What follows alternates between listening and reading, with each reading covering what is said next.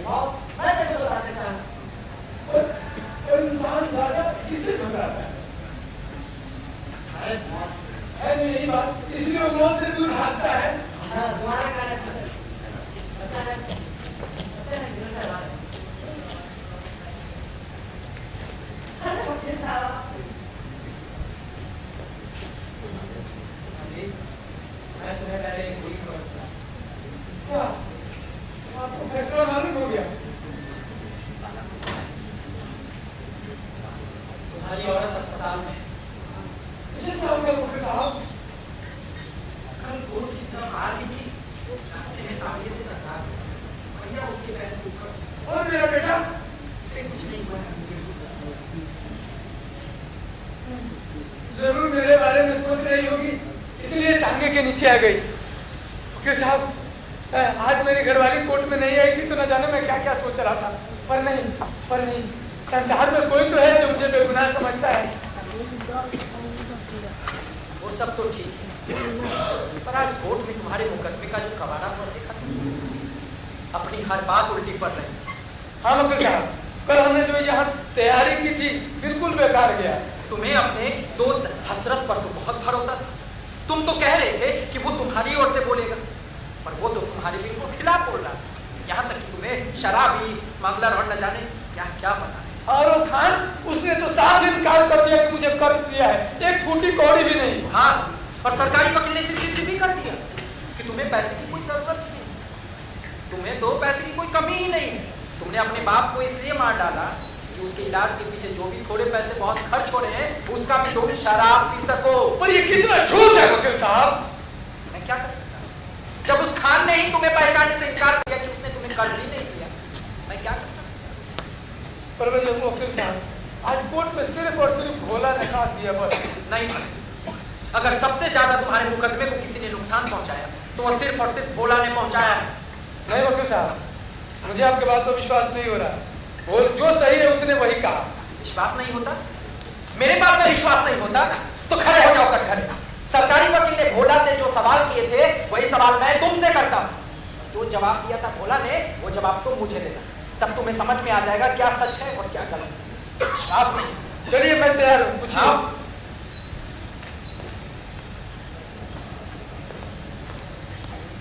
तुम्हारा नाम?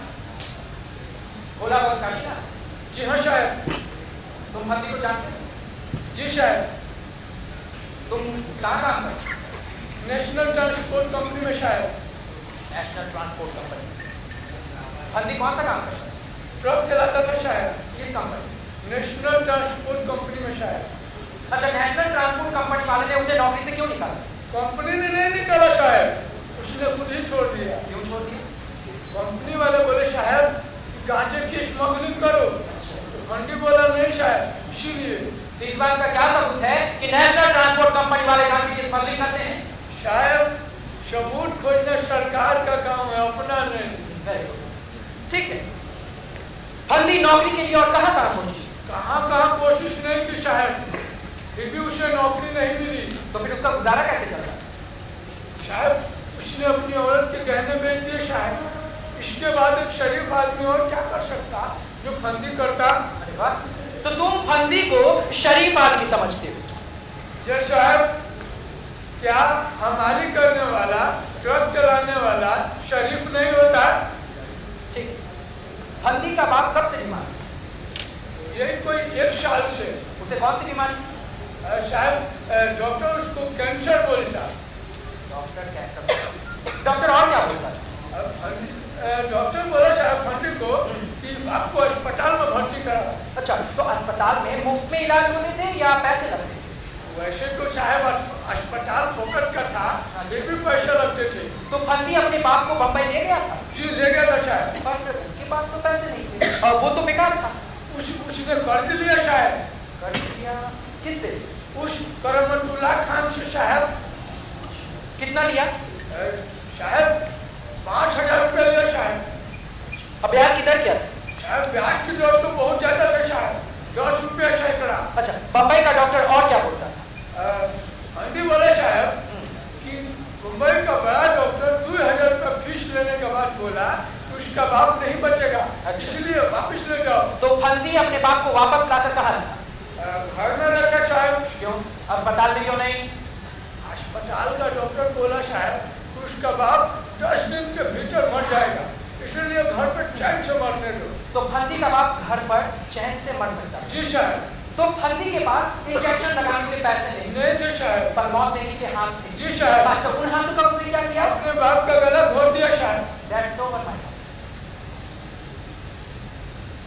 आया समझ में? सरकारी वकील ने बोला कि मुझसे क्या नहीं करवा के।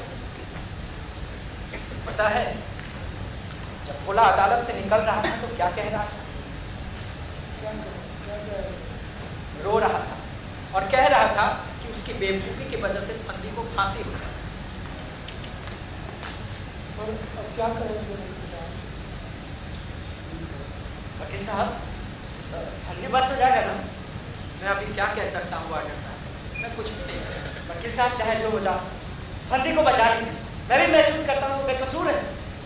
क्यों वार्डर साहब, आपको मुझ पर दया आती है ना? अरे भी कोई कहने की बात है तो लाइए इसी बात पे पिलाइए बीड़ी। देखा वकील साहब, कितना बदमाश है। मैं तो कहता हूँ कि इसे जरूर फांसी कराइए।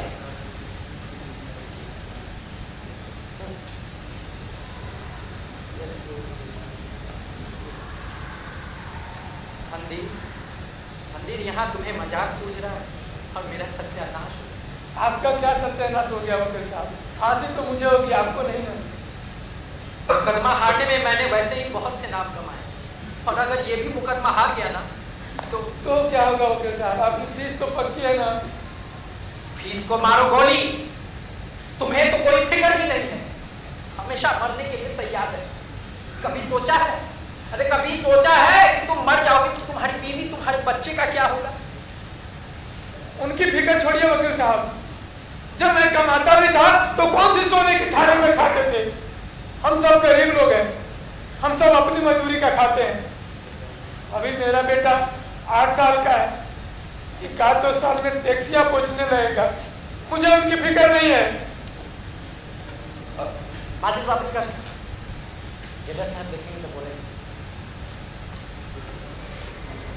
मुझे तो केवल इस बात का अफसोस है फंदी कि मैं अदालत में ये सिद्ध नहीं कर सका कि तुमने अपने बाप की इलाज के लिए बहुत कोशिश की। हाँ वकील साहब, मैं अपने बाप को मुंबई ले गया था, हसरत भी मेरे साथ था। हसरत भी तुम्हारे साथ था? हाँ। पर ये बात तुमने मुझे पहले क्यों नहीं बताई? आपने तो पूछा ही नहीं। आपने तो मुझे यहाँ खान बनाया, हसरत बनाया, जज बनाया, यहाँ तक कि मुझे मेरी घरवाली भी बनाई, पर आपने मुझे कभी मुजरिम बनाया? वकील साहब, बम्बई का बड़ा डॉक्टर जिंदा है, यहाँ का डॉक्टर जिंदा है, जिसने मेरे बाप को देखने के रूप में फीस ली थी। आपने अदालत में उन्हें क्यों नहीं खड़ा किया? उन्हें खड़ा किया जा सकता, उन्हें खड़ा किया जा सकता था, पर जब भी मैं अदालत के सामने खड़ा होता हूँ तो न जाने मुझे क्या हो जाता।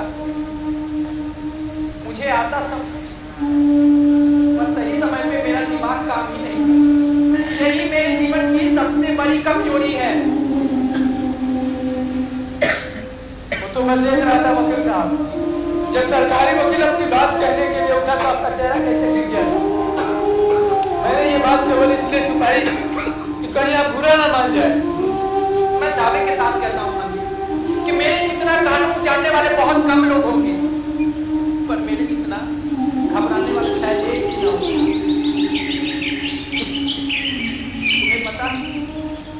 तुम्हें पता भी है लोग क्या कहते हैं? लोग कहते हैं कि मुझे वकालत छोड़ चने बेचने चाहिए। रोजाना मुझे कितना अपमान सहना पड़ता है तुम्हें नहीं पता है। वकील साहब, लोगों को मारिए गोली, लोग तो मुझे भी खूनी समझते हैं, पर मैं लोगों की परवाह नहीं करता। मैं केवल इस बात का परवाह करता हूँ कि मेरी घरवाली और मेरा बेटा ना मुझे खूनी समझे, बस। आपको भी सिर्फ इस बात का परवाह होना चाहिए कि आपका मुवक्किल ना आपको बेईमान समझे। तो तुम मुझे बेईमान नहीं समझते? वकील साहब, आपको बेईमान समझकर मुझे नरक में थोड़ा ही जानी है। इंसान की अच्छाई की पहचान उसके इरादों से होनी चाहिए। हाँ, इंसान की अच्छाई की पहचान उनके इरादे। फंदी, यही तो मैं बोलना भूल गया। मुझे इरादे पर सवाल उठाना चाहिए था।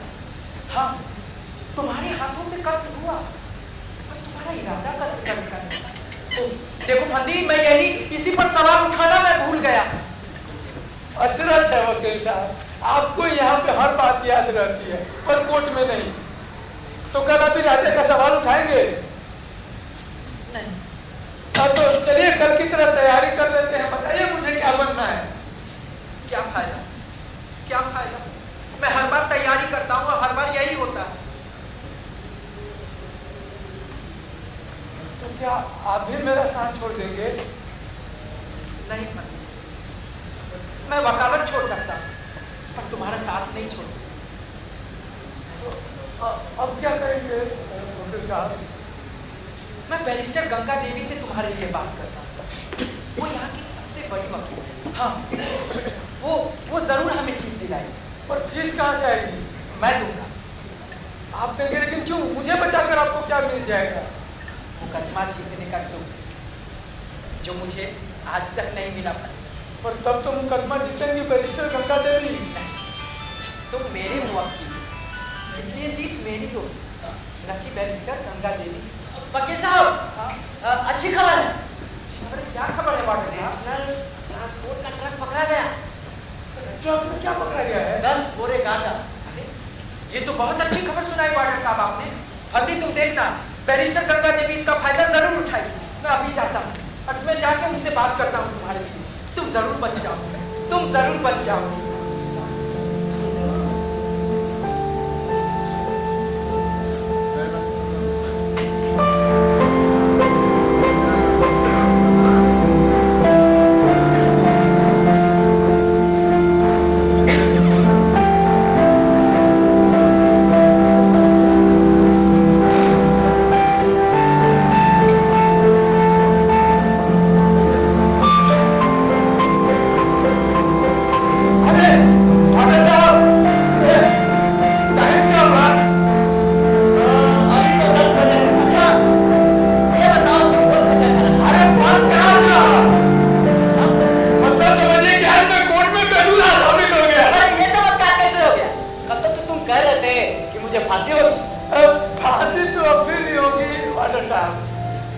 गुनाह होने के बहाने फांसी, ये कैसे? मजाक नहीं। अरे वार्डन साहब जी, आपको जेलर साहब याद रखा। वकील साहब, आप अस्पताल गए थे? हाँ। मेरी घरवाली कैसी है? अब ठीक है, फिक्र करने जैसी कोई बात नहीं।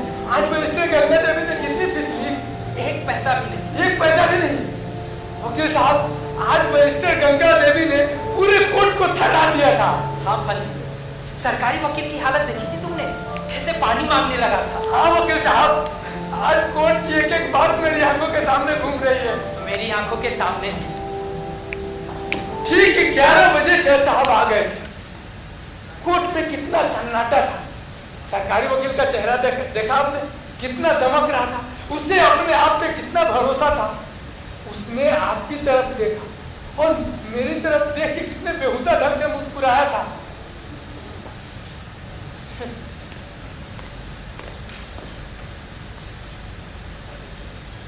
और फिर जज साहब ने कहा कि आप गिरफ्त कर सकते हैं।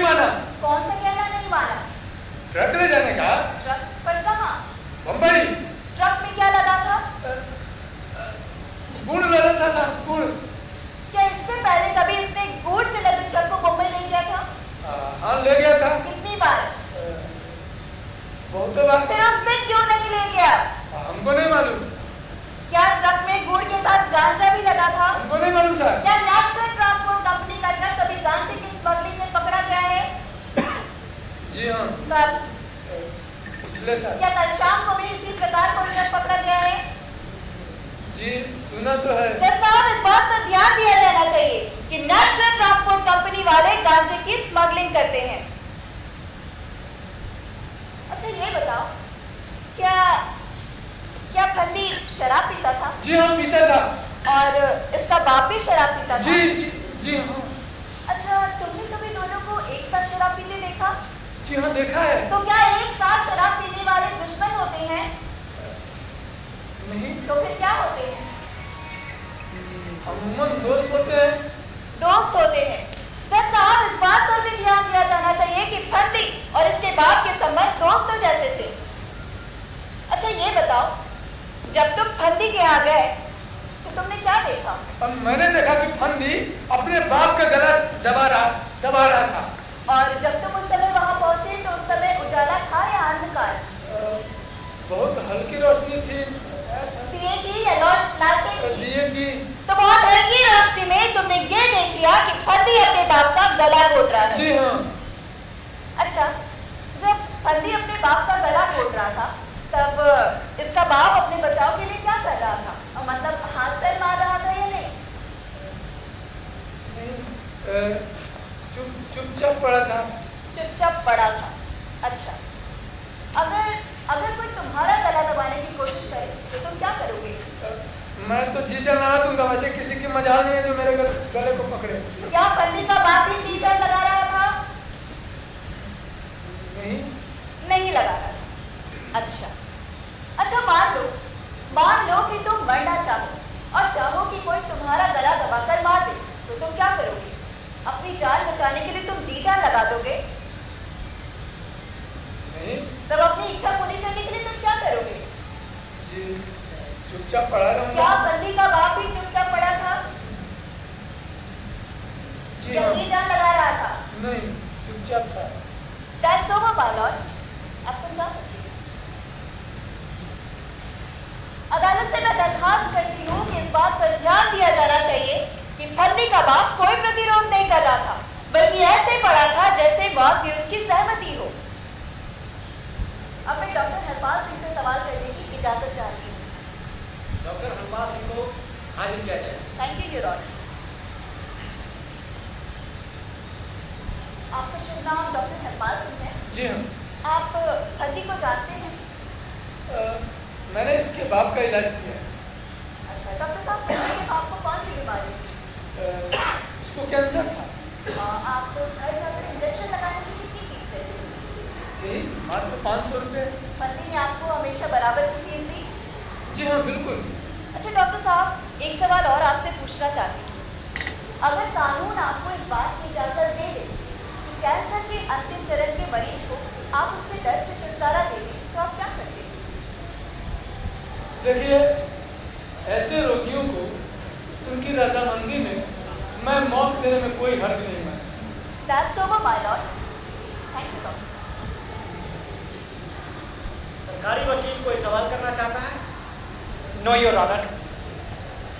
हाँ तो योर ऑनर, इस मुकदमे का अहम सवाल ये है कि फंदी किस तरह का आदमी है? क्या वो अपने बाप को मारना चाहता था? Objection my Lord. इस मुकदमे का सबसे अहम सवाल यह है कि फंदी अपने बाप की हत्या की है और इसने पूरे होशो हवास में की है। योर ऑनर, सबसे पहले इस बात पर विचार होना चाहिए कि मुल्जिम फंदी किस तरह का आदमी है। हसरत से पूछे जाने पर क्या वो एक भी ऐसे आदमी का नाम बता पाया जिससे फंदी का झगड़ा हुआ हो, मारपीट की हो? तो योर ऑनर, फंदी का दोस्त होने का दावा करने के बाद भी वो एक भी ऐसे आदमी का नाम नहीं बता सका जिससे फंदी का झगड़ा हुआ हो। इससे साफ जाहिर होता है योर ऑनर कि फंदी अमन चाहने वाला इंसान है। स्मगलिंग को अपराध समझने के कारण ही इसने नेशनल ट्रांसपोर्ट कंपनी की नौकरी छोड़ी। इससे साफ जाहिर होता है योर ऑनर कि फंदी कानून से डरने वाला भी इंसान है। पर योर ऑनर, हत्या तो हुई है। योर ऑनर, मुझे ही अपनी बात पूरी करने की इजाजत दी जाए और सरकारी वकील से कहा जाए कि वो बीच में ना बोले। योर ऑनर, इस मुकदमे का तीसरा महत्वपूर्ण सवाल ये है कि फंदी को अपने बाप को मारने से क्या लाभ होने वाला था? क्या इसे कोई जायदाद मिलती या ओहदा? तो ऐसा कुछ भी नहीं था योर ऑनर। और अभी अभी डॉक्टर हरपाल ने बताया कि बम्बई से लौटने के बाद इसका बाप कभी भी मर सकता था। Objection my Lord. कानून अपने बचाव में किए गए वार को, कत्ल को हत्या नहीं मानता, पर जब कोई कानूनी परिणाम को जानते हुए जानबूझकर अपने बाप का गला दबाकर उसे जान से मार दे तो उसे हत्या नहीं तो और क्या कहेंगे? योर ऑनर, आज तक किसी मुकदमे में इस प्रकार मौत मांगने का सवाल ही नहीं उठा। कैंसर की बीमारी की मौत मानसिक रूप से उसी दिन हो जाती है योर ऑनर, जिस दिन इस बात का ऐलान हो जाता है कि उसे कैंसर है। रोगी जानता है कि अंतिम चरण में इस बीमारी का कोई इलाज नहीं है, बस उसे दर्द का एक छोटा समय काटना है। सब चाहते हैं कि ऐसे समय में रोगी को उसके दर्द से छुटकारा दे दिया जाए, पर ऐसे समय में कानून असहाय अवस्था में क्यों खड़ा है जज साहब? वो मनुष्य को ऐसी असाध्य पीड़ा से छुटकारा देने की अनुमति क्यों नहीं देता, जबकि यहाँ बल्ली का बाप चिल्ला कर गिड़गिड़ा कर मौत मांग रहा था योर ऑनर, मौत। इसलिए मैं अदालत का अधिक समय नहीं लेना चाहती। मैं केवल इस बात पर जोर देना चाहती हूँ कि गवाहों के आधार पर मैंने ये सिद्ध कर दिया है कि फंदे ने अपने बाप को जानबूझकर नहीं मारा। इसलिए मैं अदालत से दरखास्त करती हूँ कि फैसला देते समय मामले में जो नई चुनौतियां, नए प्रश्न और मनुष्यता का जो संदर्भ आया है, उसे ध्यान में रखकर ही फैसला सुनाया जाए। बस मुझे इतना ही कहना है।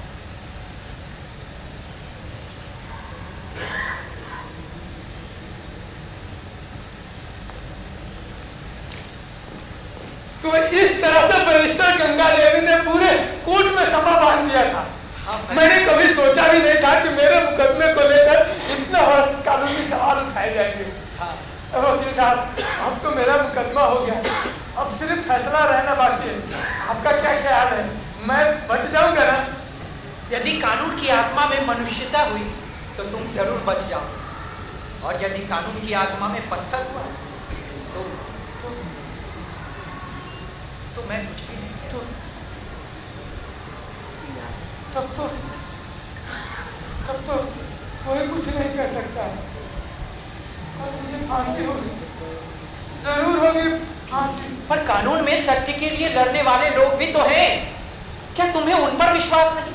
अरे वही तो सत्य की जीत कराते हैं।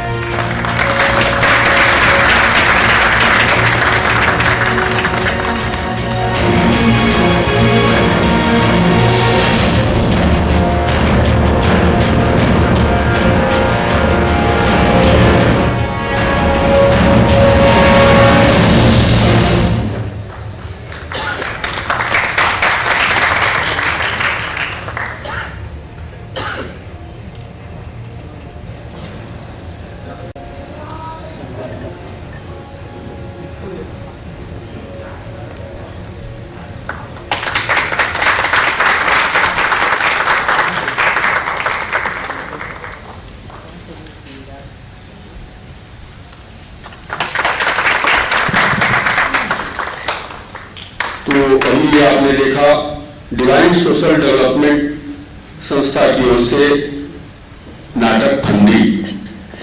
अब मैं इसमें काम करने वाले कलाकारों से आपका परिचय करा दूं। वकील भगत राम की भूमिका में थे मुकेश कुमार राहुल,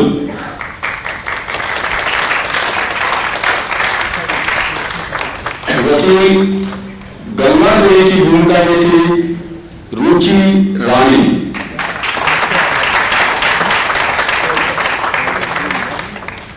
फंदी की भूमिका में और इस नाटक के निर्देशक थे मोहम्मद जफर आलम और वार्डर की भूमिका में राजीव राय।